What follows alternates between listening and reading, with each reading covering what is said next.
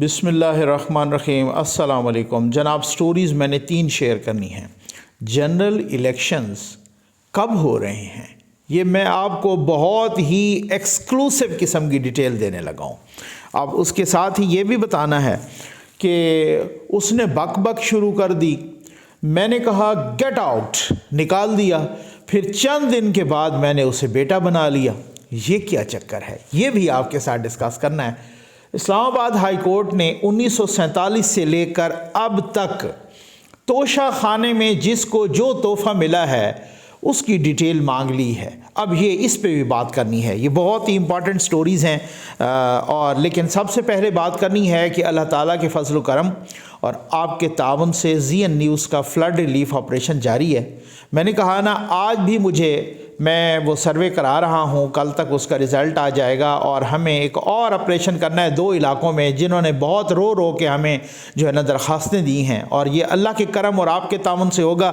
Time میں نہیں اس پہ لگانا چاہتا زیادہ، بس یہ آپ کو یہی بتانا ہے جناب کہ آپ جو ہے نا، یہ نمبر ڈسپلے ہو رہا ہے، اس پہ رابطہ کیجیے، اور پہلے بھی آپ ہی کر رہے ہیں۔ آج آپ کو میں نے بڑی مزے کی بات سنانی ہے۔ پہلے چند روز پہلے ARY پر پرویز الہی صاحب، ان کا ایک انٹرویو ہوا، ٹھیک ہے۔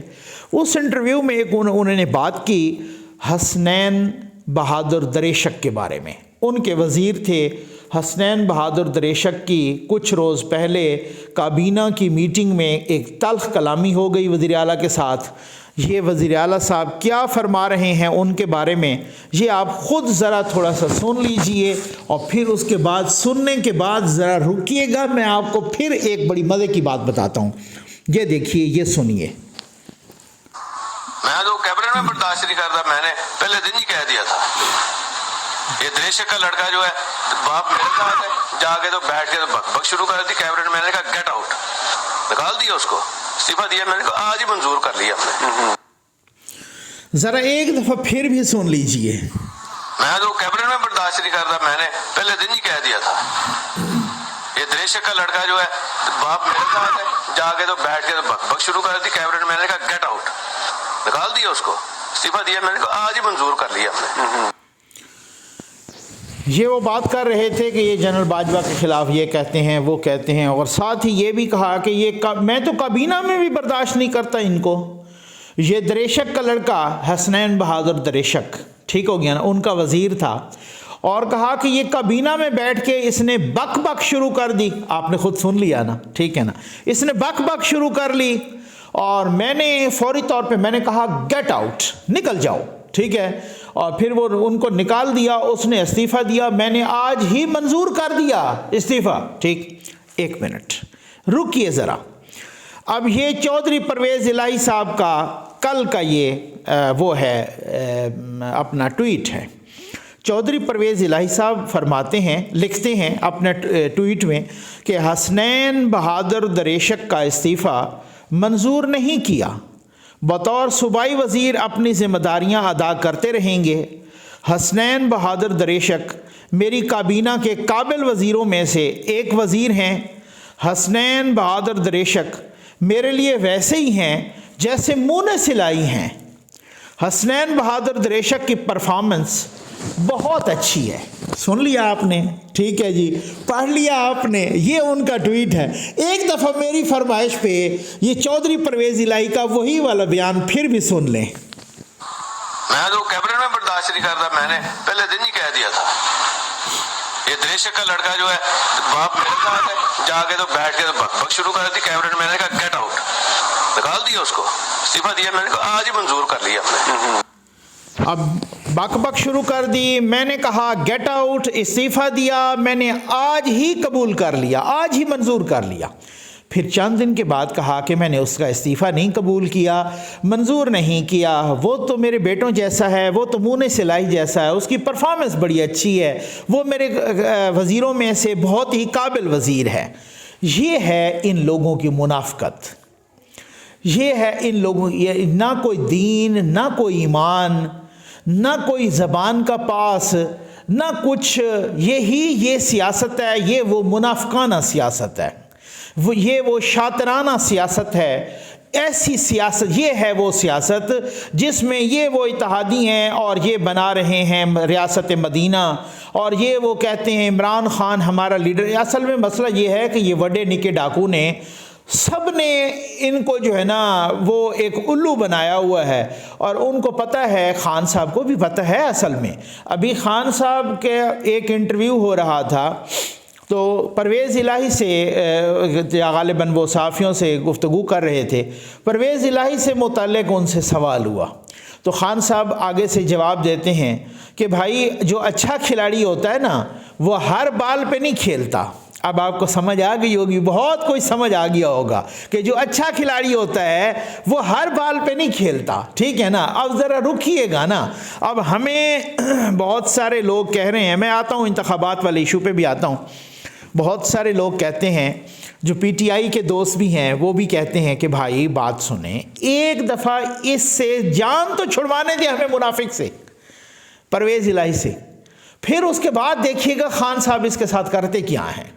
ابھی تو میں آپ کو اگلی ویڈیو میں بتاؤں گا کہ سیٹ ایڈجسٹمنٹ کی کیا باتیں ہو رہی ہیں، کہاں کہاں پہ یہ سیٹ ایڈجسٹمنٹ مانگ رہے ہیں، وہ کیا بات چل رہی ہے، ٹھیک ہے نا۔ اور ان کو بھی پتہ ہے کہ سیٹ ایڈجسٹمنٹ ہمارے ساتھ پی ٹی آئی نہیں کرے گی، اور کہتے ہیں کہ ایک دفعہ اس سے جان چھوٹے پھر تو وہ پتہ ہے ہر کسی کو پی ٹی آئی کے اندر یہ بہت ہی سٹرانگ پرسیپشن ہے کہ ان کو کک آؤٹ کرنا ہے، ٹھیک۔ یہ میں آپ کو ذمہ داری کے ساتھ معلومات کی بنیاد پہ کہہ رہا ہوں۔ آ جائیں کہ جنرل الیکشن کب ہوں گے۔ بہت سارے لوگ کہہ رہے ہیں عمران خان صاحب نے کل کہا کہ میں پیشن گوئی کرتا ہوں کہ جنرل الیکشن مارچ اپریل میں ہو جائیں گے، میری پیشن گوئی ہے مارچ اپریل میں جنرل الیکشن ہو جائیں گے۔ اچھا، اور کہا کہ جی میں مجھے یوں لگ رہا ہے، میرے رابطے تو نہیں ہیں لیکن مجھے یوں لگ رہا ہے کہ اسٹیبلشمنٹ مارچ اپریل میں جنرل الیکشن کروانا چاہتی ہے، ٹھیک ہے۔ اصل مسئلہ کیا ہے؟ مسئلہ یہ ہے خان صاحب کو یہ ملکہ حاصل ہے، یہ ماننا پڑے گا، خان صاحب کو یہ کمال حاصل ہے کہ خان صاحب ریلیونٹ رہے۔ آج کل خان صاحب ہیں بالکل ویلے، بالکل ہی فارغ ہیں، ٹھیک ہو گیا۔ ان کو پتہ ہے کہ ابھی تک میں کوئی نااہل بھی نہیں ہوا، ایک ہی کیس میں ہوا ہوں تو ہوا ہوں، ٹھیک ہے نا۔ فوری طور پہ کوئی اسمبلیاں کہیں ٹوٹ جائیں، کوئی ڈیزالو ہو جائیں، تحلیل ہو جائیں، اور بڑا الیکشن بھی ہو جائے، جنرل الیکشن اوورال ہو جائے، اسی بہتی گنگا میں ہاتھ دھو لوں۔ اور خان صاحب کو پتہ ہے کہ پھر آگے کیسز میرے بہت ہی سٹرانگ ہیں اور بہت ہی خطرناک کیسز آ رہے ہیں، اور 1-2 مہینے میں 2-4 مہینے میں ان کا فیصلہ بھی ہو جانا ہے۔ وہ بالکل ہی ویلے ہیں، وہ مالشیا پالشیا صحافیوں کو، یوٹیوبرز کو، FFL یوٹیوبرز کو روز بلا لیتے ہیں شام میں، اور پھر اس کے بعد تقریر شروع کر دیتے ہیں، پھر میڈیا پہ بھی آ جاتے ہیں، وہاں بھی تقریر شروع کر دیتے ہیں۔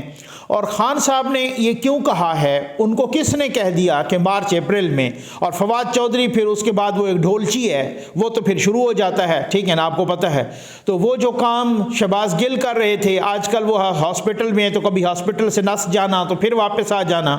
بھئی یہ بھی ایک بہت بڑا لطیفہ ہے کہ وہ جو جہاد کر رہا تھا وہ ہسپتال میں داخل ہوا، جب اس کو پتہ چلا کہ چودھری پرویز الہی ڈی نوٹیفائی ہو گیا ہے، وہ وہاں سے نس گیا۔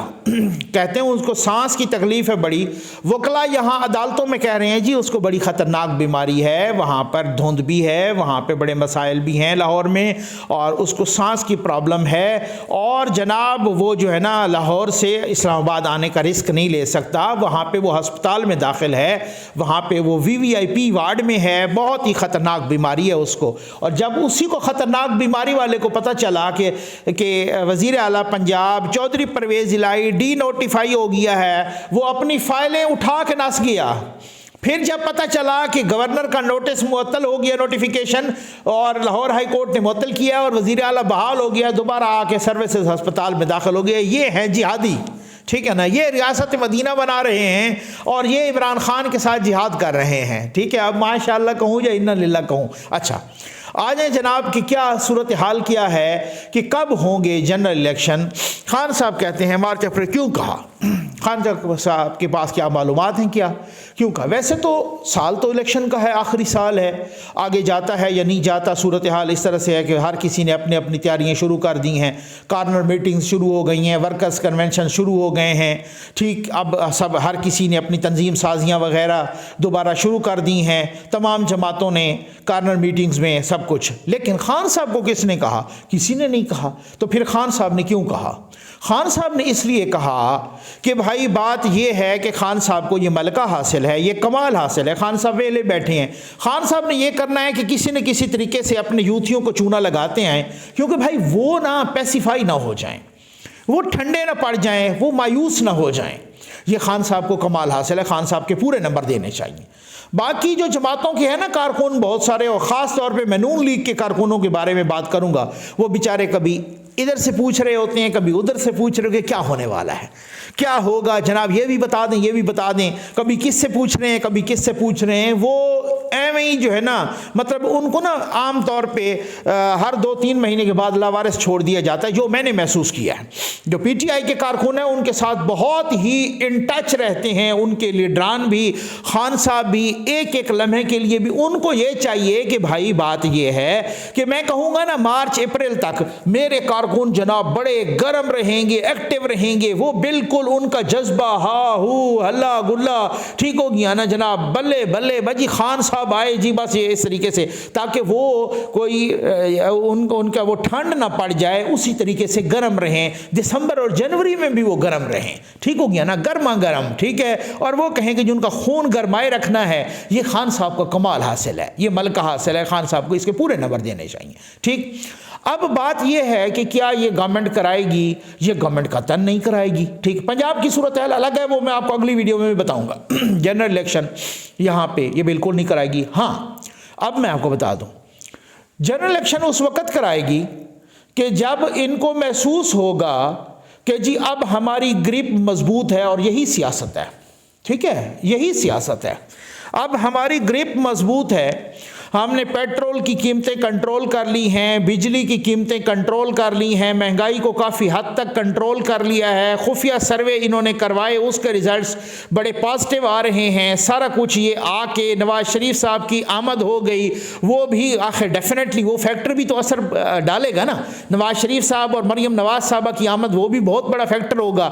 تو یہ ساری چیزیں، اتحاد، ادھر ادھر ڈیولپمنٹس، یہ وہ سارا کچھ یہ کر کے جب ان کو پتہ چلے گا کہ اب حالات ہمارے قابو میں ہیں، پھر بھلے مارچ ہو، اپریل ہو، مئی ہو، یا جا کے اکتوبر ہو، تب الیکشن ہو سکتے ہیں۔ لیکن اگر اکتوبر تک بھی قابو میں نہ آئے تو تب یہ الیکشن آگے بھی جا سکتے ہیں فائنینشل ایمرجنسی کی بنیاد پہ، کیونکہ یہاں تو حالات کا پلٹا کھانے میں کوئی وہ دیر نہیں لگتی نا۔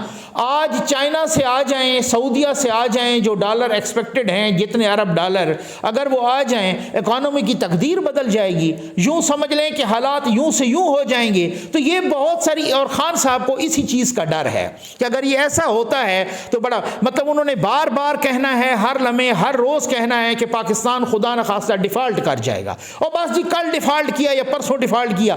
خان صاحب کے اس وقت 2 مقاصد ہیں، ایک کہ ان کو قدم نہیں جمانے دینے، ٹھیک ہے نا، اور یہ کافی حد تک وہ کامیاب بھی ہو رہے ہیں، یہ آپ بھی مجھ سے متفق ہوں گے، ان کو قدم نہیں جمانے دینے اور اپنے یوتھیوں کو اپنے سے کٹ آف نہیں ہونے دینا، ان کا جذبہ ٹھنڈا نہیں پڑنے دینا، یہ خان صاحب کو ملکہ حاصل ہے، اور خان صاحب اس میں بہت کامیاب جا رہے ہیں، ٹھیک ہو گیا نا، ان کو قدم نہیں۔ لیکن ایک بات میں اور بھی آپ کو بتا دوں، میں پریڈکشن نہیں کرتا ہوتا، اپنے تجزیے کی بنیاد پہ اور معلومات کی بنیاد پہ کہتا ہوتا ہوں کہ خان صاحب کی دال نہیں گلنی، پھر بھی یہ آپ بھی یاد رکھیے گا، اور یہ میرے جملے نوٹ کر لیجئے گا۔